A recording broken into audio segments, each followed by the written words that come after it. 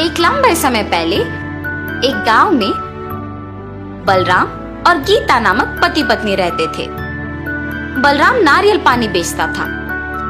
वो बहुत ईमानदार आदमी था, मगर अगर किसी और का व्यापार उसके व्यापार से अच्छा चलता तो वो बहुत निराश होता था और कुछ भी करके उनके व्यापार को अच्छा चलने से रोकता था। एक दिन बलराम नारियल को लेके आने के लिए नारियल के पेड़ के पास जाता है। वहाँ उन पेड़ों के मालिक को देख कहता है, नमस्कार साहब, नारियल लेने आया हूँ। हाँ हाँ, तुम तो आते रहते हो, जितने चाहिए लेके जाओ। और ऐसे एक बंडी पे नारियल को लेके जाता है। बलराम को नारियल लेके जाना वही एक नारियल पेड़ पे बैठी एक भूत देखती है। कौन है ये आदमी, हमेशा नारियल लेके जाता है। आज मेरे निवास के पेड़ से भी नारियल लेके गया है। मुझे ये जानना है कि वो इन नारियल के साथ करता क्या है। और ऐसे उसकी बंडी पे चढ़ के उसके साथ जाती है, मगर बलराम को वो दिखाई नहीं देती है। वो उस नारियल के बंडी को एक जगह पे रोक के उन्हें बेचने लगता है। उसके पास बहुत लोग आके नारियल पानी खरीद के पीते हैं। आइए साहब आइए, मीठा पानी वाला नारियल है, साधारण के हैं और राजस्थान के भी। साधारण वाले 20 रुपए के और राजस्थान वाले 30 रुपए के, और एक बोतल होगा 60 रुपए का। ऐसे जोर जोर से चिल्लाने पर उधर से गुजरते हुए लोग सुन के उसके यहाँ नारियल पानी पीने आते थे। अरे बलराम, बड़े अच्छे नारियल दे रहे हो यार, पानी बहुत मीठा है, इसीलिए मैं हमेशा तुम्हारे ही पास आता हूँ नारियल पानी पीने। उस आदमी ने सच कहा है बलराम, मैं भी सिर्फ तुम्हारे पास आता हूँ नारियल पानी पीने। मैं बचपन से नारियल पानी का व्यापार कर रहा हूँ ना, इसीलिए मुझे अच्छे नारियल चुनना अच्छी तरह से आता है साहब। अच्छा, तो ये सबको नारियल पानी बेचता है, इसीलिए हमेशा नारियल लेके जाता है। इन सबकी बातें सुनकर मुझे भी नारियल पानी पीने का मन कर रहा है।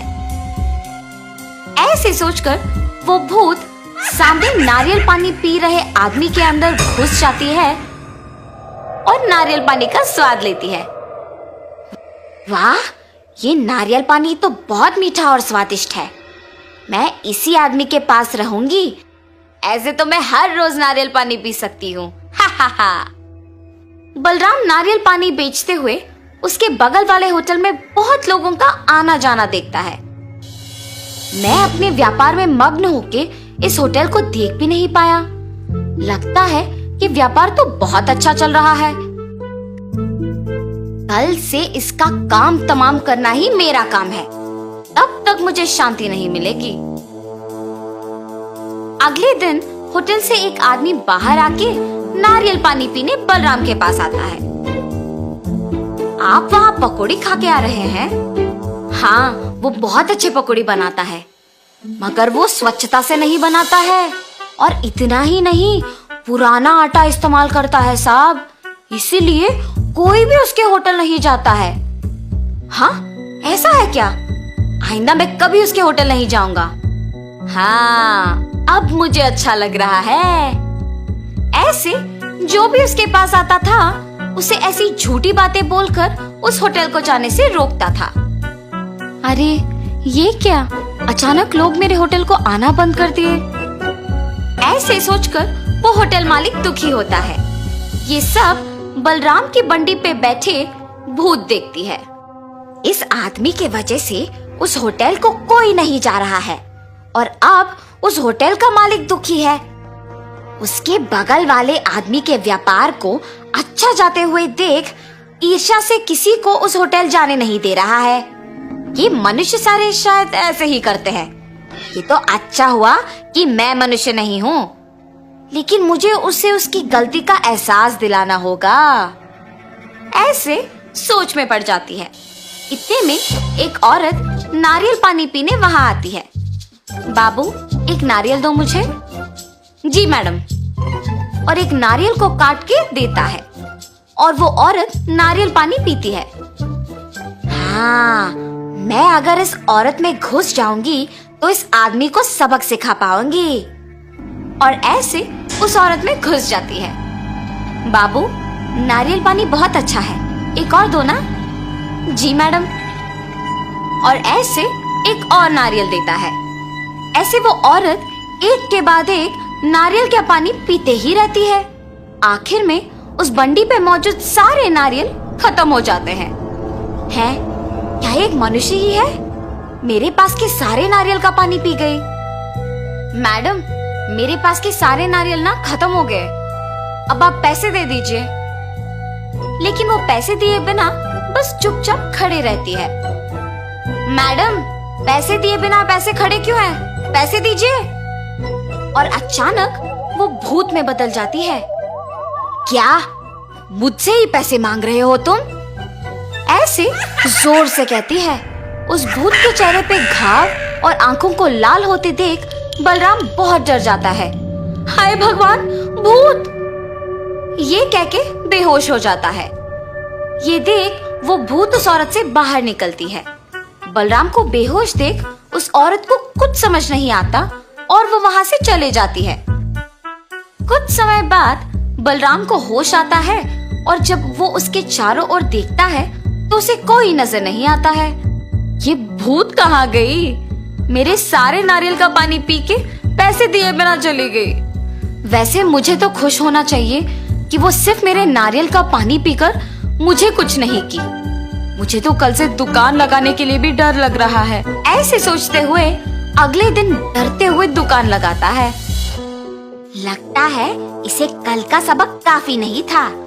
मुझे इसे कल से दुकान लगाने से ही रोकना होगा। इतने में उसके पास नारियल पानी पीने एक औरत आती है और कुछ आदमी भी आते हैं। ये देख वो भूत उस औरत में घुस जाती है। पहले उसको एक नारियल काट के देता है। वो नारियल पानी पी के पैसे दिए बिना जाने के लिए पीछे मुड़ती है। मैडम, आप पैसे दिए बिना जा रहे हो? वो औरत भूत की तरह बदल के पीछे मुड़ती है। इतना जल्दी भूल गए मुझे कि पैसे मांग रहे हो?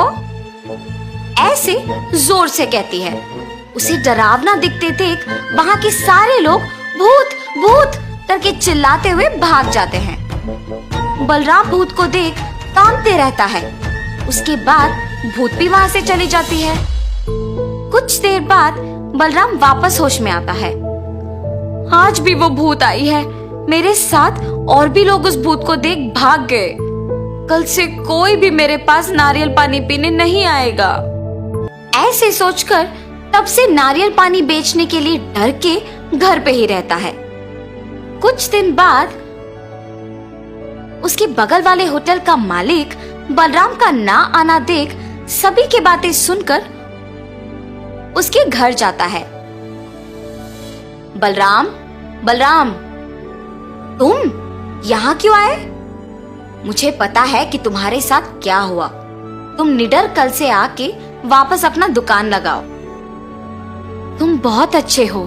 सबकी बातें सुनकर मुझे प्रोत्साहित करने आए हो। लेकिन मैंने क्या किया?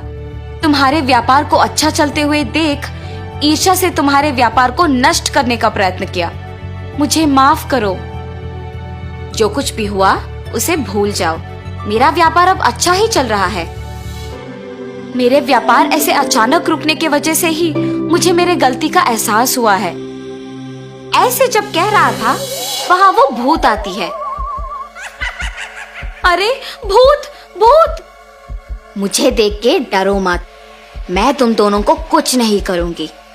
बलराम, तुम्हें तुम्हारी गलती का एहसास दिलाने के लिए ही मैंने ये सब किया है। अब जो तुम सुधर गए हो, मैं खुश हूं। अब मैं तुम्हारे पास नहीं आऊंगी। मैं अपने निवास की जगह चली जाऊंगी। ऐसे कह के वो भूत चली जाती है। अब से तुम नारियल का पानी बेचने आ जाओ। ऐसे कह के वो होटल का मालिक भी वहां से चला जाता है।